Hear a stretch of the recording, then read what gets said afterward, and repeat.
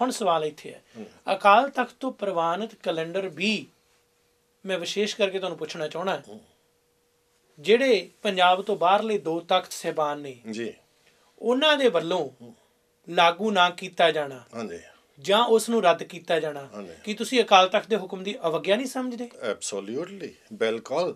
ਇਹ ਗੱਲ ਜਿਹੜੀ ਆ ਵੀ ਅਕਾਲ ਤਖਤ ਸਾਹਿਬ ਦੇ ਹਜੇ ਤੱਕ ਉਹਨਾਂ ਦੋਹਾਂ ਤਖਤਾਂ ਨੇ ਕਿਹੜੇ ਹੁਕਮਨਾਮੇ ਮੰਨੇ ਆ ਕਿ ਜਿਹੜੀ ਅਕਾਲ ਤਖਤ ਸਾਹਿਬ ਵੱਲੋਂ ਪਾਸ ਹੋਈ ਰਹਿਤ ਮਰਯਾਦਾ ਉਸ ਨੂੰ ਉਹਨਾਂ ਤਖਤ ਸਾਹਿਬਾਨ ਨੇ ਮੰਨਿਆ, ਉਹਨਾਂ ਦੇ ਜਥੇਦਾਰ ਸਾਹਿਬਾਨ ਨੇ, ਜਾਂ ਉਸ ਮਰਯਾਦਾ ਨੂੰ ਡੇਰਾ ਜਿਨ੍ਹਾਂ ਦੇ ਡੇਰੇ ਨੇ ਡੇਰਾਵਾਦੀ ਮਹਾਂਪੁਰਖਾਂ ਨੇ ਮੰਨਿਆ, ਕਿਸੇ ਨੇ ਨਹੀਂ ਮੰਨਿਆ।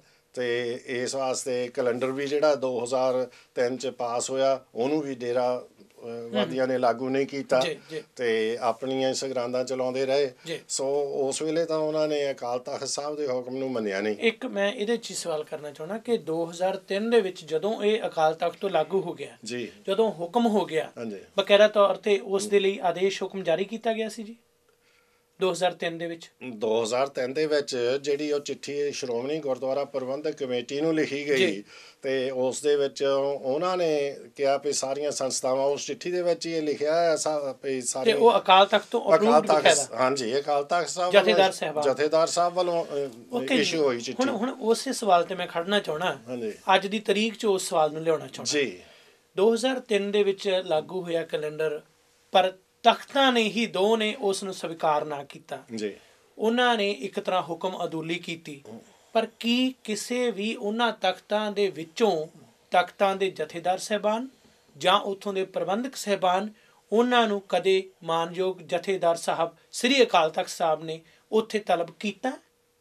ਜਿੱਥੇ ਤਾਈਂ ਮੇਰਾ ਗਿਆਨ ਆ ਇਸ ਸੰਬੰਧ ਵਿੱਚ ਬਿਲਕੁਲ ਨਹੀਂ, ਕਿਸੇ ਨੂੰ ਤਲਬ ਨਹੀਂ ਕੀਤਾ ਗਿਆ। ਸੋ ਉਹ ਅਵੱਗਿਆ ਹੋਣ ਦੇ ਬਾਵਜੂਦ ਕੋਈ ਐਕਸ਼ਨ ਨਹੀਂ ਲਿਆ ਗਿਆ ਜੀ। ਉਸ ਤੋਂ ਗਾਂ ਮੈਂ ਲੇਟੈਸਟ ਅਵੱਗਿਆ ਦੱਸ ਦਿੰਦਾ ਜੀ, ਜਿਹੜਾ ਇਸ ਸਾਲ 2010 ਦੇ ਵਿੱਚ ਸ਼੍ਰੋਮਣੀ ਗੁਰਦੁਆਰਾ ਪ੍ਰਬੰਧਕ ਕਮੇਟੀ ਦਾ ਕੈਲੰਡਰ ਜਾਰੀ ਹੋਇਆ ਸੀਗਾ ਚੇਤ ਦੇ ਮਹੀਨੇ 14 ਮਾਰਚ ਪਹਿਲੀ ਚੇਤ ਨੂੰ ਜਿਹੜਾ ਆਪਣਾ ਕੈਲੰਡਰ 542 ਨਾਨਕਸ਼ਾਹੀ ਸ਼ੁਰੂ ਹੋਇਆ। ਉਸ ਕੈਲੰਡਰ ਦੇ ਵਿੱਚ ਇਹਨਾਂ ਨੇ ਜਿਹੜੀ ਤਰੀਕ 9ਵੇਂ ਪਾਤਸ਼ਾਹ ਦਾ ਸ਼ਹੀਦੀ ਦਿਹਾੜਾ ਦਿੱਤਾ ਆ ਉਹ 24 ਨਵੰਬਰ ਦਾ ਦਿੱਤਾ ਸੀ। ਫਿਰ ਜਥੇਦਾਰ ਸਾਹਿਬ ਨੇ ਆਦੇਸ਼ ਕਰ ਦਿੱਤਾ ਕਿ ਕਿਉਂਕਿ 21 ਨਵੰਬਰ ਜਿਹੜਾ ਕਿ ਗੁਰੂ ਨਾਨਕ ਪਾਤਸ਼ਾਹ ਦਾ ਪ੍ਰਕਾਸ਼ ਦਿਹਾੜਾ ਉਹਦੇ ਜ਼ਿਆਦਾ ਕਲੋਜ਼ ਆ, ਇਸ ਵਾਸਤੇ ਹੋਰ 20 ਦਿਨ ਗਾਂਹ ਪਾ ਦਿਓ, 10 ਦਸੰਬਰ ਨੂੰ ਕਰ ਦਿੱਤਾ ਜਾਵੇ। ਅਤੇ 15-16 ਦਿਨ ਜਿੰਨੇ ਵੀ ਬਣਦੇ ਨੇ ਗਾਂਹ ਕਰ ਦਿੱਤਾ ਇਸ ਨੂੰ। ਅਤੇ ਉਹ ਤਰੀਕ ਪਰ ਉਹ ਕੈਲੰਡਰ ਤਾਂ ਇੱਕ ਮਿੰਟ, ਉਹ ਜਿਹੜੇ ਕੈਲੰਡਰ ਛਪਾਏ ਸੀ ਉਹ ਤਾਂ 24 ਨਵੰਬਰ ਨੂੰ ਬੋਲਦੇ ਸੀ ਅਤੇ ਉਹਨਾਂ ਦੇ ਵਿੱਚ ਤਾਰੀਖ ਵੀ ਉਹ ਅੰਕਿਤ ਸੀ। ਜ਼ਬਾਨੀ ਕਲਾਮੀ ਇਹ ਗੱਲ ਜਦੋਂ ਇਸ ਤਰ੍ਹਾਂ ਕਹਿ ਦਿੱਤੀ ਜਾਵੇ, ਬਿਲਕੁਲ ਜੀ, ਉਹ ਤਾਂ ਸਾਹਮਣੇ ਕੰਧ 'ਤੇ ਲਟਕ ਰਹੇ ਆ, 24 ਤਰੀਕ ਦਿਸ ਰਹੀ ਆ, ਪਰ ਉਸ ਤਰੀਕ ਨੂੰ ਬਦਲ ਕੇ 10 ਦਸੰਬਰ ਕਰ ਦਿੱਤੀ। ਅਤੇ ਪਰ ਇਸ ਦੀ ਵੀ ਅਵੱਗਿਆ ਸ਼੍ਰੋਮਣੀ ਗੁਰਦੁਆਰਾ ਪ੍ਰਬੰਧਕ ਕਮੇਟੀ ਨੇ ਖੁਦ ਕੀਤੀ, ਕਿਉਂਕਿ ਬਾਬਾ ਬਕਾਲਾ ਸਾਹਿਬ ਉੱਥੇ ਵੀ ਗੁਰਪੁਰਬ ਜਿਹੜਾ 24 ਨਵੰਬਰ ਨੂੰ ਮਨਾਇਆ। ਹੁਣ ਇਹਨੂੰ ਅਵੱਗਿਆ ਕਹੋਗੇ ਕਿ ਪਹਿਲੇ ਹੁਕਮ ਨੂੰ ਮੰਨਿਆ ਅਤੇ ਜਿਹੜਾ ਓਰੀਜਨਲ ਸੀ। ਮੈਂ ਇੱਥੇ ਆਉਣਾ, ਮੈਨੂੰ ਜਿੱਥੋਂ ਤੱਕ ਇਸ ਗੱਲ ਦੇ ਤੁਹਾਡੀ ਡਿਸਕਸ਼ਨ ਦੇ ਵਿੱਚੋਂ ਇਹ ਗੱਲ ਨਿਕਲ ਰਹੀ ਹੈ, ਅਸੀਂ ਸੋਧਾਂ ਜਿਹੜੀਆਂ ਦੁਬਾਰਾ ਹੋਈਆਂ ਜਾਂ ਜਿਨ੍ਹਾਂ ਨੂੰ ਤਰਮੀਮਾਂ ਕਿਹਾ ਜਾ ਰਿਹਾ ਉਹਨਾਂ ਦੀ ਗੱਲ ਤਾਂ ਬਾਅਦ 'ਚ ਕਰਾਂਗੇ, ਪਰ ਮੈਂ ਇਸ ਦੇ ਮਤਲਬ ਹੀ ਇੱਕ ਗੱਲ ਹੋਰ ਲਿਆਉਣੀ ਚਾਹੁੰਦਾ। ਜੇ ਉਹਨਾਂ ਨੂੰ ਤਲਬ ਨਹੀਂ ਕੀਤਾ ਗਿਆ, ਜਿਹੜੇ ਦੂਸਰੇ ਤਖਤ ਸਾਹਿਬਾਨ ਉਹਨਾਂ ਨੇ ਉਹ ਕੈਲੰਡਰ ਜਿਹੜਾ ਅਕਾਲ ਤਖਤ ਤੋਂ ਲਾਗੂ ਹੋਇਆ ਨਹੀਂ ਅਪਣਾਇਆ, ਜੇ ਨਹੀਂ ਤਲਬ ਕੀਤਾ ਗਿਆ, ਇਹਦਾ ਭਾਵ ਇੱਕ ਇਹੀ ਨਿਕਲਦਾ ਕਿ ਅਵੱਗਿਆ ਨਹੀਂ ਸੀ। ਇੱਕ ਭਾਵ ਇਹ ਨਿਕਲਦਾ ਜੇ ਕਿਸੇ ਨੇ ਗਲਤੀ ਕੀਤੀ ਤਾਂ ਉਹਨੂੰ ਤਲਬ ਕੀਤਾ ਜਾਵੇ, ਜੇ ਤਲਬ ਨਹੀਂ ਕੀਤਾ ਗਿਆ ਇਹਦਾ ਮਤਲਬ ਉਹਨੇ ਗਲਤੀ ਨਹੀਂ ਕੀਤੀ।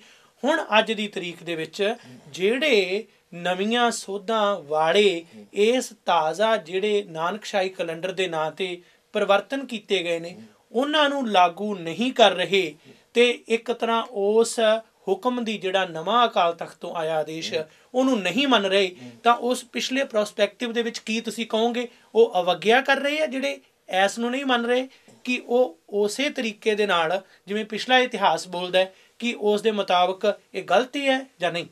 ਬਿਲਕੁਲ, ਮੈਂ ਕਹਿੰਦਾ ਕੋਈ ਅਵੱਗਿਆ ਨਹੀਂ ਕਰ ਰਿਹਾ। ਜਿਹੜੇ 5 ਜਨਵਰੀ ਨੂੰ ਗੁਰਪੁਰਬ ਜਿਨ੍ਹਾਂ ਨੇ ਮਨਾਇਆ ਆ ਜੀ ਤੇ ਉਹ ਬਿਲਕੁਲ ਤੁਸੀਂ ਜੇ ਆ ਪਿਛਲਾ ਹੁਣ ਜਿਹੜੀਆਂ ਤਰੀਕਾਂ ਆ ਜੀ। ਜੇ ਤੁਸੀਂ ਉਹਨਾਂ ਦੀ ਇੰਟਰਪ੍ਰੀਟੇਸ਼ਨ ਲੈਣੀ ਆ ਜੀ। ਤਾਂ ਇਹਦਾ ਮਤਲਬ ਇਹ ਆ ਕੋਈ ਅਵਗਿਆ ਨਹੀਂ, ਕਿਉਂਕਿ ਉਹ ਨਜ਼ਰਅੰਦਾਜ਼ ਕਰ ਰਹੇ ਆ ਪਿਛਲੀਆਂ ਸਾਰੀਆਂ ਅਵਗਿਆਵਾਂ ਨੂੰ। ਤਾਂ ਇਸ ਅਵਗਿਆ ਨੂੰ ਤੇ ਕਿਉਂ ਉਹ ਐਕਸ਼ਨ ਲੈਣਗੇ? ਮੋਰਲੀ ਉਹ ਬਾਉਂਡ ਆ, ਕੋਈ ਐਕਸ਼ਨ ਨਹੀਂ ਲੈਣ ਦੇ। ਤਾਂ ਜਿਵੇਂ ਕਿ ਮੈਂ ਇੱਕ ਹੋਰ ਐਗਜ਼ਾਮਪਲ ਦਿੰਦਾ ਤੁਹਾਨੂੰ, ਜੀ ਜਿਹੜਾ 2010 ਵਾਲਾ ਕੈਲੰਡਰ ਆ ਉਸ ਦੇ ਵਿੱਚ ਛੋਟੇ ਸਾਹਿਬਜ਼ਾਦਿਆਂ ਦਾ ਸ਼ਹੀਦੀ ਦਿਹਾੜਾ ਦੱਸਿਆ ਗਿਆ ਹੈ 26 ਦਸੰਬਰ ਦਾ। ਜੀ ਇਹਨਾਂ ਨੇ ਬਦਲ ਕੇ ਦਰਅਸਲ 24 25 26 ਕਿਉਂਕਿ 3 ਦਿਨ ਮਨਾਉਣਾ ਸੀ। 26 ਤਰੀਕ ਨੂੰ ਜਿਹੜੀ ਆ ਸੰਪੂਰਨਤਾ ਹੁੰਦੀ ਆ ਉਸ ਤੇ ਉਸ ਸੰਪੂਰਨਤਾ ਨੂੰ ਬਦਲ ਕੇ ਇਹਨਾਂ ਨੇ ਨਾ ਕੋਈ ਐਲਾਨ ਕੀਤਾ ਹੈ ਅਕਾਲ ਤਖ਼ਤ ਸਾਹਿਬ ਵੱਲੋਂ, ਤੇ ਸ਼੍ਰੋਮਣੀ ਕਮੇਟੀ ਨੇ 26 27 28 ਨੂੰ ਮਨਾ ਲਿਆ। ਤੇ ਇਹ ਜਿਹੜੀ ਆ ਕੈਲੰਡਰ ਦੀ ਇਹ ਵੀ ਫਿਰ ਅਵਗਿਆ ਹੋ ਗਈ, ਇਸ ਨੂੰ ਵੀ ਨਜ਼ਰਅੰਦਾਜ਼ ਕੀਤਾ ਗਿਆ। ਤਾਂ ਫਿਰ 5 ਜਨਵਰੀ ਵਾਲੇ ਜਿਨ੍ਹਾਂ ਨੇ ਗੁਰਪੁਰਬ ਮਨਾਇਆ ਤੇ ਉਹਨਾਂ ਨੂੰ ਕਿਵੇਂ ਅਵਗਿਆ ਕਿਹਾ ਜਾ ਸਕਦਾ ਜੇ ਉਹ ਪਹਿਲਿਆਂ ਨੂੰ ਅਵਗਿਆ ਨਹੀਂ ਕਹਿੰਦੇ? ਇਹ ਗੱਲ ਇੱਕ ਤਾਂ ਕਲੀਅਰ ਹੋ ਗਈ ਇਸ ਗੱਲ ਤੋਂ ਕਿ ਜਿਹੜੀ ਅਵਗਿਆ ਜਾਂ ਹੁਕਮ ਅਦੂਲੀ ਦੀ ਗੱਲ ਹੈ ਜਾਂ ਤਲਬ ਕਰਨ ਦੀ ਗੱਲ ਹੈ, ਇਹ ਸਿਧਾਂਤਾਂ ਤੇ ਘੱਟ ਟਿਕੀ ਹੋਈ ਹੈ, ਸਿਆਸਤ ਤੇ ਵੱਧ ਟਿਕੀ ਹੋਈ ਹੈ। ਤੇ ਇਹ ਗੱਲ ਇਸ ਗੱਲ ਦੇ ਵਿੱਚੋਂ ਲੰਘ ਰਹੀ ਹੈ। ਸਿਆਸਤ ਦੇ ਵਿੱਚ ਜਿਵੇਂ ਜਿਵੇਂ ਇਹ ਹੋਇਆ ਉਹ ਇੱਕ ਵੱਖਰਾ ਵਿਸ਼ਾ, ਅੱਜ ਅਸੀਂ ਉਹ ਡਿਸਕਸ ਨਹੀਂ ਕਰਨਾ ਚਾਹੁੰਦੇ। ਅਸੀਂ ਇੱਥੇ ਆਉਂਦੇ ਹਾਂ ਕਿ ਜਿਹੜੀਆਂ ਸੋਧਾਂ ਤੁਹਾਡੇ ਵੱਲੋਂ ਤਿਆਰ ਕੀਤੇ ਤੇ ਸ੍ਰੀ ਅਕਾਲ ਤਖ਼ਤ ਸਾਹਿਬ ਵੱਲੋਂ ਪ੍ਰਵਾਨ ਕੀਤੇ ਤੇ ਕੁਝ ਤਖ਼ਤਾਂ ਵੱਲੋਂ ਸਵੀਕਾਰ ਨਾ ਕੀਤੇ ਗਏ 2003 ਦੇ ਕੈਲੰਡਰ ਦੇ ਵਿੱਚ ਹੁਣ ਕੀਤੀਆਂ ਗਈਆਂ, ਉਹ ਬੁਨਿਆਦੀ ਸੋਧਾਂ ਕਿਹੜੀਆਂ ਨੇ? ਕੀ ਉਹ ਸੋਧਾਂ ਇਸ ਵੇਲੇ ਜਿਹੜੀਆਂ ਕੀਤੀਆਂ ਗਈਆਂ ਕੈਲੰਡਰ ਦੇ ਸਿਸਟਮ ਤੇ ਪ੍ਰਬੰਧ ਦੇ ਵਿੱਚ ਢੁਕਦੀਆਂ ਨੇ ਜਾਂ ਨਹੀਂ? ਪਹਿਲਾਂ ਤਾਂ ਇਹਨਾਂ ਤਬਦੀਲੀਆਂ ਨੂੰ ਸੋਧਾਂ ਕਹਿਣਾ ਬਿਲਕੁਲ ਮਿਸਨੋਵਰ ਆ, ਗਲਤ ਸ਼ਬਦ ਆ। ਕਿਉਂਕਿ ਕੋਈ ਕੈਲੰਡਰ ਦੇ ਵਿੱਚ ਸੋਧ ਨਹੀਂ ਹੋਈ, ਕਿਉਂਕਿ ਕੈਲੰਡਰ ਵਿੱਚ ਕੋਈ ਗਲਤੀ ਨਹੀਂ ਸੀਗੀ। ਕੈਲੰਡਰ ਜਿਹੜਾ ਆ ਇਸ ਦੇ ਵਿੱਚ 12 ਨਾਨਕਸ਼ਾਹੀ ਕੈਲੰਡਰ ਦੀਆਂ ਸਗਰਾਂਦਾਂ ਬਦਲ ਕੇ 12 ਦੀਆਂ 12 ਬਿਕਰਮੀ ਕਰ ਦਿੱਤੀਆਂ। ਇਹ ਕੈਲੰਡਰ ਦੀ ਸਗਰਾਂਦਾਂ ਦਾ ਸੋਧ ਨਹੀਂ, ਬਲਕਿ ਇੱਕ ਪ੍ਰਣਾਲੀ ਨੂੰ ਛੱਡ ਕੇ ਤੁਸੀਂ ਦੂਸਰੀ ਪ੍ਰਣਾਲੀ ਅਪਣਾ ਰਹੇ ਆ। 12 ਦੀਆਂ 12 ਇਸੇ ਤਰ੍ਹਾਂ ਹੀ ਮੇਜਰ ਜਿਹੜੇ ਗੁਰਪੁਰਬ ਆ ਉਹਨਾਂ ਗੁਰਪੁਰਬਾਂ ਨੂੰ ਜਿਹੜੀਆਂ ਅਸੀਂ ਸੂਰਜੀ ਕੈਲੰਡਰ ਮੁਤਾਬਕ ਤਰੀਕਾਂ ਰੱਖੀਆਂ ਸੀ ਉਹਨਾਂ ਨੂੰ ਚੰਦਰਮਾ ਦੇ ਮੁਤਾਬਕ ਕਰ ਦਿੱਤਾ। ਮੁੜ ਕੇ ਬਿਕਰਮੀ ਕੈਲੰਡਰ ਦੀ ਚੰਦਰਮਾ ਦੀਆਂ ਤਰੀਕਾਂ ਮੁਤਾਬਕ ਉਹ ਵੀ ਬਿਕਰਮੀ ਕਰਨੇ ਦਾ ਹੋ ਗਿਆ, ਪ੍ਰਬੰਧ ਬਦਲ ਲਿਆ। ਇਹ ਕੋਈ ਸੋਧਾ ਨਹੀਂ ਸੀ ਇਸ ਵਾਸਤੇ, ਕਿਉਂਕਿ ਇਸ ਕੈਲੰਡਰ ਦਾ ਹੁਣ ਮੇਜਰ ਇੰਪੋਰਟੈਂਟ ਅੰਗ ਜਿਹੜਾ ਆ ਉਹ ਬਿਕਰਮੀ ਤਰੀਕਾਂ ਆ। ਤਾਂ ਇਹਦਾ ਨਾਨਕਸ਼ਾਹੀ ਕੈਲੰਡਰ ਨਾ ਰੱਖਣਾ ਹੀ ਬਹੁਤ ਇੱਕ ਕਿਸਮ ਦਾ ਗਲਤ ਬਿਆਨੀ ਆ। ਇਹ ਕੈਲੰਡਰ ਨਾਨਕਸ਼ਾਹੀ ਰਿਹਾ ਹੀ ਨਹੀਂ।